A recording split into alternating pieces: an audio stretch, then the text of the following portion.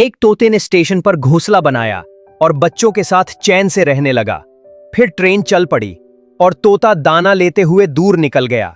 वापस आया तो घोंसला खाली। रोता धोता पेड़ पर बैठा था कि ट्रेन लौट आई, बच्चे सही सलामत। तोता राहत की सांस लेता है।